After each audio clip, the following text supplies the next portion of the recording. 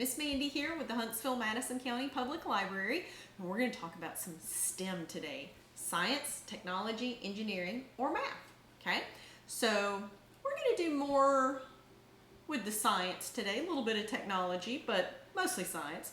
And we are in what week are we in? 3, and that is Greek myths or Roman myths. So we're going to kind of tie that in and talk about astronomy. Okay, now astronomy comes from 2 Greek words, okay?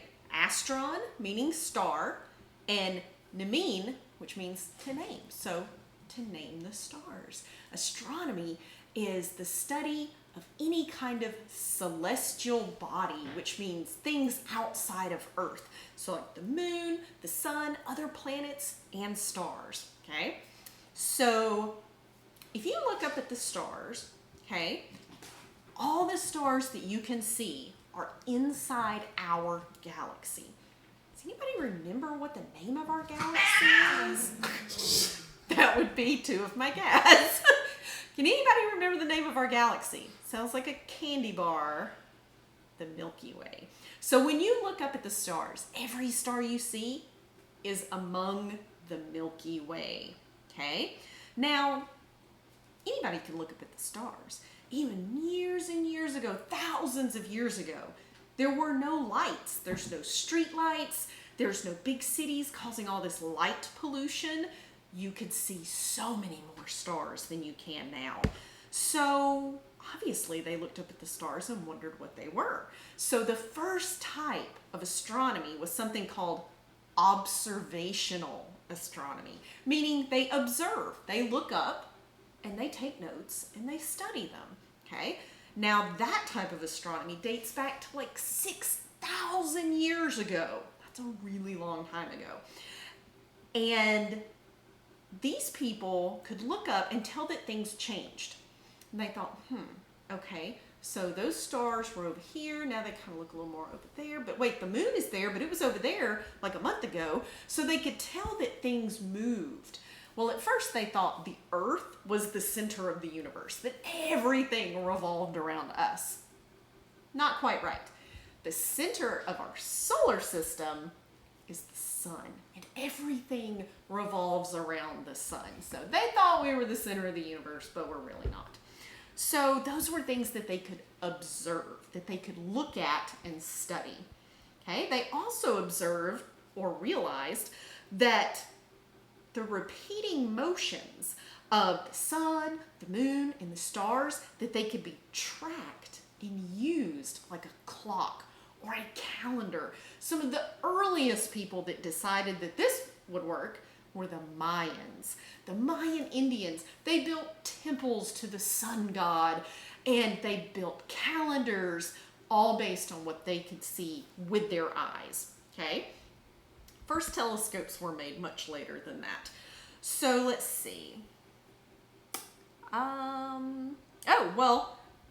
Most of our knowledge from this astronomy comes from an Alexandrian Greek philosopher named Ptolemy, okay? Now, he sort of clarified the work of all the astronomers before him. So they might say, oh, look, we think this happens. And he goes, oh, yes, absolutely, that is what happens. So he did some important stuff, but the most important guy, I think, was probably Galileo, because what Galileo did was years later, after the invention of the telescope, mind you, he proved that the sun was the center of the solar system.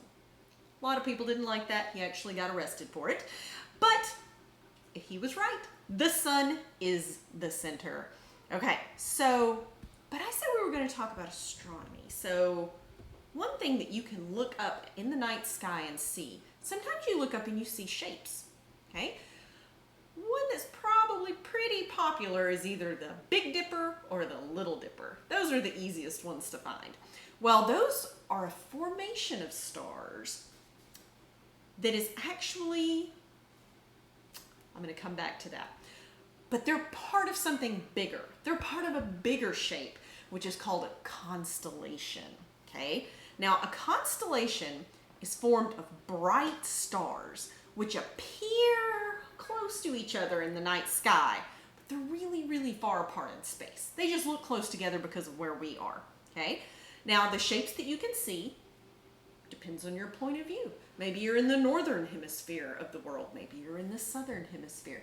You can see different patterns depending on where you are, okay? Now, many societies, ancient societies, saw these patterns among the stars, and they related them to their gods and goddesses and stories from their culture, okay? Now, most of the constellations that we're familiar with come from ancient Greece. So we're going to really concentrate on ancient Greece today. But other civilizations created their own patterns in the night sky based on stories and people that were important to them, okay? So the first one we're going to talk about is a story that is in this library book here. It is about Hera, queen of the Greek gods, okay? Now I have a little spot here about a story, Hera and the lion. I'm not going to read all of it. I'm just going to give you the basics, okay? Now Hera, who was queen of the Greek gods, Hera trained something called the Nemean lion, okay? So she trained this lion. This lion had skin that couldn't be harmed by weapons. She set the lion in the hills of Nemea to attack the people living there until Hercules, I know you guys know who he is, he was a demigod, a son of Zeus, which means his dad was one of the Greek gods, but his mom was just a human. Yeah, just a plain person. So she set the lion into the hills to attack all the people living there until Hercules killed it with his bare hands. And Hera then turned the lion into the constellation Leo. So see, these are stories from their time period. They looked up and they thought, ooh, I bet this went along with this story. Okay, so the lion actually is a constellation. We have an outline of a lion here. It's loosely based on a lion, but you can see the dark lines. Those are the stars and how we would connect it to kind of make it look like a lion. I don't really see how that looks like a lion, but I guess people thought it did. I guess right here that kind of looks like a mane, the way it curves around. So Leo the lion is the constellation, okay? So that's one of the tales that the constellations came from, all right? And then that leads us into another one, which is called Ursa Major, or the Great Bear. Great meaning big, okay? Now, there might be a shape in here you're familiar with. What is that right there? That's the Big Dipper. Remember when I told you the Big Dipper wasn't actually a constellation? That's because it is part of Ursa Major. So the Big Dipper that we look for in the night sky is actually called an asterism. An asterism is a pattern of stars of similar brightness that are within a constellation, okay? So the Big Dipper is an asterism that is inside the constellation Ursa Major. Major meaning big, so the Little Dipper is an Ursa Minor. Now there's a really cool story about that one too. You guys know who Zeus is? King of the gods. If there's any Percy Jackson fans out there, you know who he is. So Zeus, king of the gods, fell in love with someone named Callisto. And then they had a child, a boy, that they named Arcus. Okay? Greek names, they're a little strange. All right, well, this made Hera. Remember Hera, queen of the gods? This made Hera a little upset. So she turned Callisto, his new wife, into a bear. A great big bear. Well, one day Arcus, her son, went into the woods and he found his mother, the bear. Well, she greeted him by going up on her back legs, you know, kind of like, hey, bear hug. Well, it kind of freaked him out a little bit. He thought he might be being attacked by her. Oh my goodness, she doesn't recognize me. So he readied his bow. He was going to shoot a bow and arrow at her.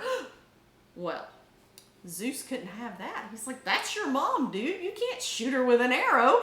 So he turned Arcus into a tiny bear. So you had Mother Bear and a little tiny bear. And then to keep them safe, Zeus scooped them up and put them into the night sky, creating Ursa Major, which was the mom, and Ursa Minor, which was the small bear. So see, they base these on stories from their civilization at that time. Let's see. I have another one. I'm going to have to keep the book. Okay, so one last story, and then we're going to get to a pretty cool craft, I have to say. Okay, so this is in the book Diana. Remember how I said it was about Greek myths and Roman myths? Well, Diana was a Roman goddess of the hunt. If you've ever watched Wonder Woman, her name was actually Diana. She was named goddess of the hunt. I don't know if she was actually the goddess of the hunt. It talks about her in here. So Wonder Woman, Diana, goddess of the hunt. Well, anyway, she befriended a giant named Orion. Okay, so she was friends with Orion. She would often hunt with him in the forest, but Apollo was jealous of Diana's friendship with the giant. So Apollo tricked Diana into shooting Orion with an arrow during their target practice. Orion was killed, and when she realized what she had done, Diana was devastated, very upset. She was very sad. So she turned Orion into a constellation in the night sky. And you can still see his constellation today. There's a little picture of it here, but I've got a bigger picture of it. So we can, we got the outline.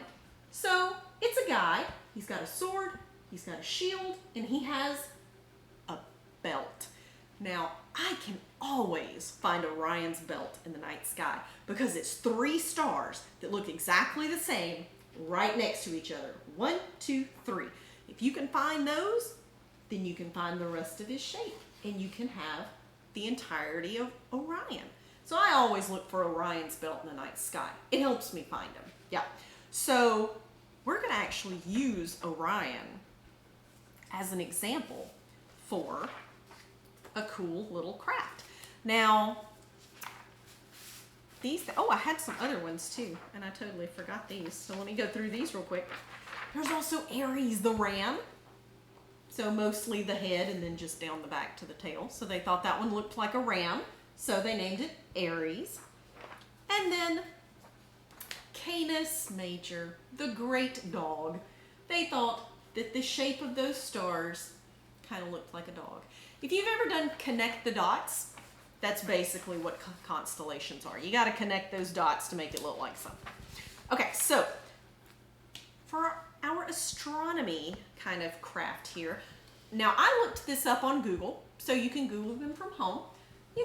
They're called constellation cards, okay? And you can get different ones, like these are in the southern hemisphere. There's some, like the North Star, Ursa Major and Minor, which we remember, Big Bear, Little Bear, Big Dipper, Little Dipper, okay? So you can look up constellation cards, and then you can cut them out. This one is Orion. We just talked about him. And what you do is you take a square of paper. Now, I've used cardstock because it's a little thicker. You can use regular paper, construction paper. I wouldn't use white paper because you'll see why in a minute. Choose a dark color. Black, dark blue, dark green, some sort of really dark color, okay? And then you're going to take a thumbtack and get a piece of cardboard or an empty cereal box that you can flatten down because you're going to have to poke, and I don't want your parents mad at me because you put teeny tiny holes in their table. So what you're going to do, and you can do this without the cards, you can just look it up on a phone and then, go, there's a dot here, a dot here, a dot here, however you want to do it. There's another fun way to do it. You can use toothpicks and marshmallows and create a 3D constellation that you can eat later. That's probably the more fun way because then you get to eat marshmallows. So what you do is if you've printed these out, you just put them on your paper, and wherever there's a dot, you poke a hole. And you poke all the holes, okay? And then use your cardboard behind it. No tiny holes on the table. All right? So now you have a whole bunch of tiny holes in this. I know you can't see that, so I'm going to show you. You can use a flashlight to help you see it, because what you're going to do, you're going to take a toilet paper tube, okay? So when you're done with the toilet paper, and you're gonna place this on the end of your toilet paper, get your fingers out of the way, and you're gonna look up at a light. And what it's gonna look like, this is why I said you need dark paper, because you don't want all the light going through. What you're gonna see are the tiny holes that you poked, and it's gonna look like stars in the night sky. I have a flashlight to demonstrate, since obviously you can't see that through that toilet paper tube. So here we go.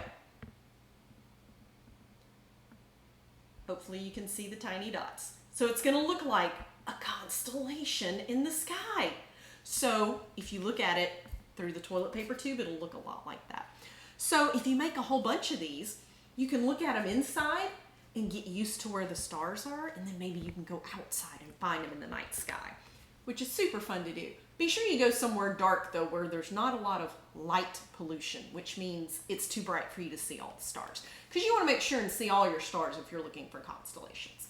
So, all right, I've got, before we go, let me move some of my mess here. I've got a few books, okay? There are the books. I know my cat has decided that this is where she wants to be. We've got books on Hera, who was she Greek or Roman? She was Greek. She was queen of the Greek gods. Diana, which was the Roman goddess of the hunt, okay? That's if you want to learn the real stories, okay? But then you can get super fun with it. Oh, this is a big old book. It's by Riordan. If you've ever read Percy Jackson, this is Percy Jackson's Greek gods. So what Rick Riordan, the author of Percy Jackson series, this is Percy Jackson and the Lightning Thief, which is book 1 of that series, if you would like to read it. It's, middle grade, I'd say 10 and up, good read, yeah. So Percy Jackson and the Olympians, which talks about all these different gods. So the author of that book went through and found the stories of the Greek gods and goddesses and put them in one big book. That's why it's so big. It's huge. Be sure you got a really good bag to carry that one home in. Okay. We also have teeny tiny little graphic novel-like books about astronomy. This one is Astronomy Out of This World. So you can learn about, it even talks about black holes and that. And then you can even learn about someone who does this for a living. Someone who studies stars and all the cool things in space is called an astrophysicist, okay? They really do, they don't just look at the stars. They do all the science stuff too. And a very famous one is Neil deGrasse Tyson. Love him. I watch him anytime he's on TV.